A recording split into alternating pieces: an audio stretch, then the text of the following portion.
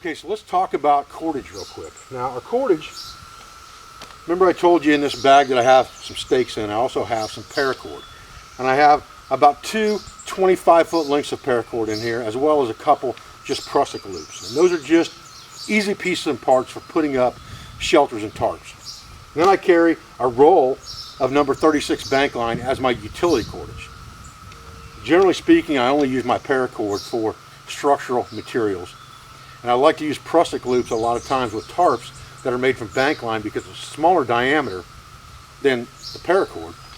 So when you make that prusik loop, it bites into the paracord really, really well to give you a good stable structure. The most important thing is that your line has a high enough tensile strength in it to be structural if you're building things, that you can bind and lash with it, and that you can also break it down into smaller fibers to extend the life of your cordage or use it for other tasks. And if you've broken down paracord and used the inner strands of paracord, you know that it's not a very easy task. It tends to unravel. It's not really good, strong cordage once you pull it out of the sheath that it's in or the mantle of the paracord itself. Bank line is not like that. Bank line has three strands that are wound together to actually create a rope. So each one of these strands is very stable on its own as well. So it's very good for repairing of your gear. If you have to sew something up or repair something, it's very good for that. It's also good for fishing lines and things like that in an emergency as well. So I choose to carry bank line as my utility cord and a little bit of paracord in my shelter bag with my stakes just to use for ridge lines and things like that. Okay, the other thing that we need to remember is we have that mule tape in our shelter system as well, and that's my suspension type cordage that I'm going to use. And there's not very much of it in there, probably two 20-foot pieces, so about 40 foot. So I've got three different types of cordage that I can use. And again, redundancies are the key. Because we're talking about 5Cs doesn't necessarily mean we're talking about 5 items. We're talking about 5 types of items that are very hard to recreate from the landscape, take specialized materials from the landscape, and take a greater skill level to recreate, making it easier just to carry those 5 types of items to do everything else. Okay, so the next item that we talk about in the 10C mentality is cotton material. And we used to just say cotton bandana. But what I found over time is that most cotton bandanas are very, very thin cotton material. They don't do very good for bandaging, and they don't do very good for making char cloth. So we've since changed that to just cotton material. And I carry lots of different types of cotton material with me. I generally wear cotton t-shirts, especially in summer weather. So I've usually got that cotton t-shirt on my body. And if I had a cotton t-shirt in my kit that was solid orange, that was oversized, that would be a good emergency item in my kit because I could use it for everything I'm using cotton material for. And it would also be a signaling for rescue device where I'd be sitting beside a tree, hurt, injured, wore out, couldn't speak for some reason. Maybe I had some rib damage or something like that, and a rescue team was looking for me. I would stand out much more in that orange shirt than the normal clothing that we wear into the woods today. Now, what I generally carry with me is I carry 2 different types of cotton material in my bag all the time. One of them is this net veil material, and the reason I like it is A, it is a net. That makes it very multifunctional for me. It's also cotton material, so I can make bandages and char with it. It also can give me some type of camouflage if I'm hunting in an emergency scenario. So it does a lot of things for me. And then I also carry just a sheet of cotton t-shirt material. This is heavy cotton t-shirt material that's long enough and big enough that I can use it for lots and lots of things, from just a wrap or a headband to keep me cool to all of the other things that I would use cotton material for. And the uses of this cotton material, whether it be a schmog, which is also kind of thin in my opinion, or a t-shirt material like this, or even a veil or net like this, is that I can use that for first aid. I can use it for hygiene. If it's the right color, I can use it for signaling. I can use it as an emergency fire resource for my next fire making char. I can use it for filtration material to get particulates and heavy debris out of my water sources. So all of these things make that cotton material worth carrying, and it doesn't weigh very much. And that's, again, an important aspect to these 10Cs. They don't have to weigh a lot, they just have to do a lot. Okay, the next item on our list is cargo tape or duct tape. And I recommend Gorilla brand because I think it's the best stuff out there. It's heavy duty. Some of these items that we talk about in the 10C's are better if you just spend the money. And duct tape in general is fairly cheap, but Gorilla tape is a little more expensive than the norm. I would go ahead and spend the money because the duct tape has so many uses for you. A simple 1-inch roll like this on the outside of my pack or on my belt allows me to have quick access to quick band-aids, quick repairs to wrap something up or tape something, patch a hole in a nylon tarp if I need to in the rain. All those things make a quick 1-inch roll that's accessible and easy to get to, very worth carrying. A large 2-inch roll can manufacture lots of things for you in an emergency. And one of the things that we do in our basic class is we have people manufacture something from duct tape just so that they understand that it can be done. Not that we expect them to do it all the time, that we expect them to understand the manufacturing process of making things with duct tape. And we've done lots and lots of different projects.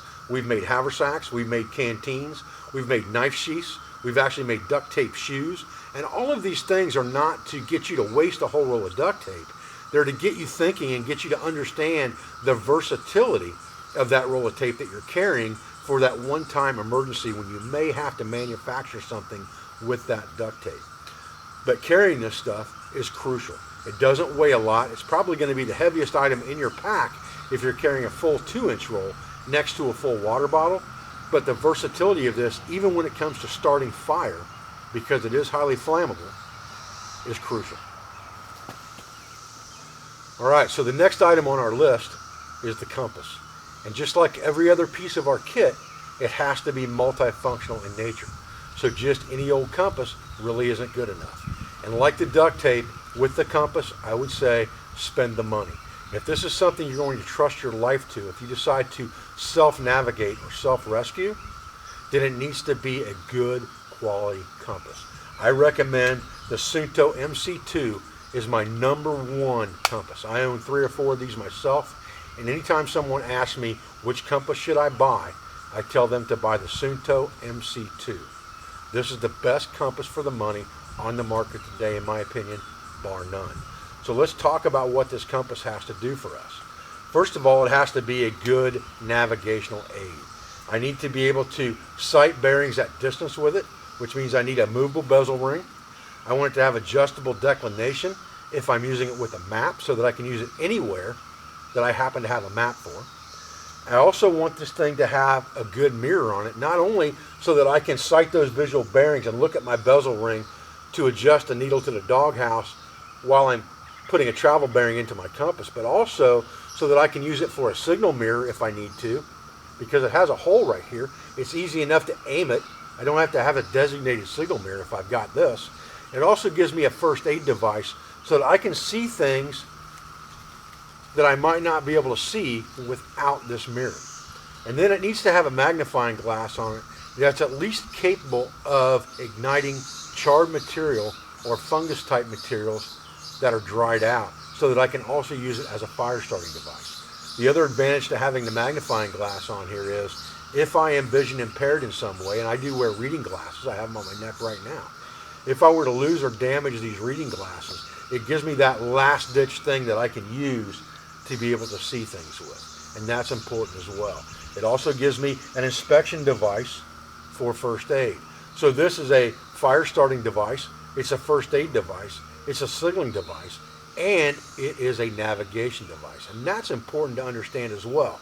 So again, buy the best quality compass you can. Make sure that it has a mirror, a movable bezel ring, and a magnifying glass. Okay, the next tool in my kit of 10C's is a candling device or a headlamp. Okay, and I tell my students that you don't want a flashlight for this emergency device. There's nothing wrong with carrying flashlights, but for an emergency pack, or that pack that I'm going to take with me in case I get stuck in an inconvenient camping scenario, I want a headlamp, because chances are if I got to turn it on, I'm doing something with my hands, and I don't want to tie one of my hands up with a flashlight when I can just wear this light on my head, or I can easily hold it in my hand like any normal flashlight. You want this to be a little bit multifunctional for you. You want it to be able to flash so that it is a signaling device. You want it to be bright enough in lumens that it will attract fish and crayfish to the bank if you're trying to use it as a fishing device. And then you want it to be waterproof for those reasons, as well as if you're wearing it out in a rainy environment, you don't want the thing to go bad on you because it wasn't waterproof. I like to use the headlights that are simple, easy to get batteries like AA's and AAA's. You can use any headlight you want for that, but again, I would buy a decent quality headlamp just because you want it to be durable. That's the important part. But a headlight will also allow you psychologically to keep away the boogeyman, or see that raccoon that's just beyond the light of your fire that you couldn't see by firelight, and now you know it's not Bigfoot, it's just a raccoon sniffing around at your trail mix. Okay, so the last item in my 10C's is what I call a canvas or cloth sail needle. And I keep mine duct taped to the back of my sheath. Again, I've got that 1-inch roll of duct tape, and I just tape it to the back of my sheath and forget about it. It's not taking up any extra room. It's not adding any weight. Now, this needle is not the same type of needle that you buy at like Joann Fabrics for sewing fabrics together. This is a heavy-duty, sharp, 3-sided needle that's made for punching holes in heavy-duty canvas material like tents or sailcloth. There's several reasons that I carry the sail needle. One of them is that it is a good verifier in an emergency to your compass. Lots of people get lost and they don't trust their compass, and they start walking a different direction and their compass is pointing where they should be walking because they don't believe the compass. This will help you verify the compass. If you can float this needle on something, it will point in a northerly direction. The process for making needles gives them a little bit of magnetization during the process of manufacturing. You can also take a needle like this and take like a 6-volt battery with 2 springs on it, put the point on one side, on the positive side, and the eye on the negative side, and just let it kill the battery, short the battery out, and that will magnetize the compass as well. But the magnetization on a compass will or on a needle will last a long time. So that's A. The second reason is this is a repair object. So I can break down my cordage and I can use this to effect repair on my gear, my pants, my shoes. I can use it for an awl if I just bury it between 2 sticks and lash it together. I can use it for an awl for punching holes in things if I need to for repair or manufacturing things out of bark or leather and things like that. I can also use it as a first aid device to clean debris out of a wound. I can pick out a stinger or a splinter or pop a blister. There are lots and lots of things I can use a sail needle for. Again, it takes up almost no room and adds almost no weight, but it's a very versatile item that's difficult to manufacture in the wild. Again, that's the whole pretense or the whole purpose behind this 10C's mentality is these things are all difficult to manufacture off the landscape.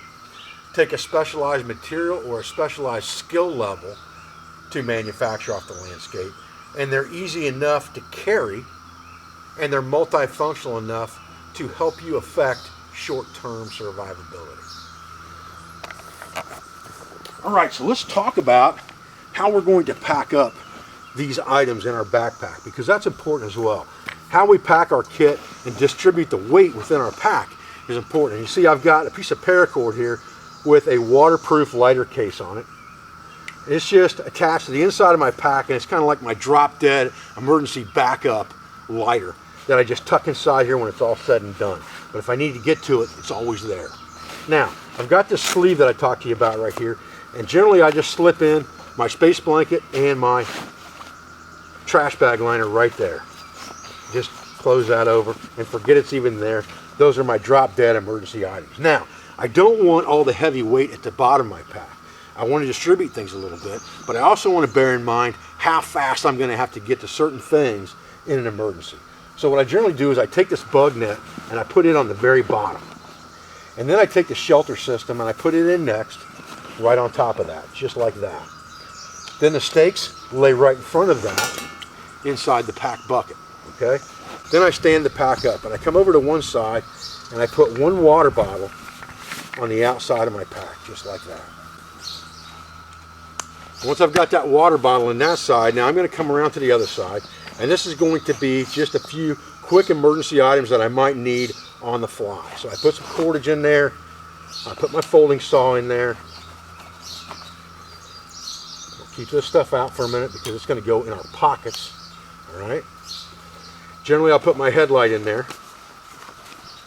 and close that up. Alright. Now we're getting down to the nitty gritty. Now we've got some cotton material that we can shove in the top here, just like this. Again, we want to keep our water bottles on opposite sides. So now I'll put this water bottle in here on this side, which is on the opposite side, my full water bottle's here. And then I'll take my rain gear and just stuff that in there at the very last, because that may be the first thing I need out of there. So I've got something I can sit down by the creek and get cooled down with. I've got some rain gear if I need it, and I've got my extra water bottle right on the top of that pack. And then that whole thing just cinches down real easy, just like that. Okay, I'll take this duct tape and I'll put it right here. Again, I'll attach it to this string just like that lighter is. It's not going anywhere, and it's really easy to get to. All I have to do is open the pack. Now you could put this on the outside of your pack, but I don't recommend that because I don't like things that are flopping around outside my pack catching things when I'm in the woods. So I take those last two items real quick and tuck them in just like that, fold it over and close it up. Now that's everything in that pack, and there's plenty of extra room in that pack for food. All right, nice and neat. Now, compass goes in my pocket. Lighter goes in my pocket with my pocket knife and my ferro rod. So now I have all of my fire starting devices in my pockets. Even if I lose this entire pack, I'm not going to lose those fire starting items, and then a belt knife on my belt, and I'm ready to hit the woods. Well, guys, I really appreciate you joining me today for this segment in our short series on the evolution of the 10-piece kit. I appreciate your views. I appreciate your support. I thank you for everything you do for our school, for our family, and for our business, for all of our sponsors, instructors, affiliates, and friends, and I'll be back with another video as soon as I can. Thanks, guys.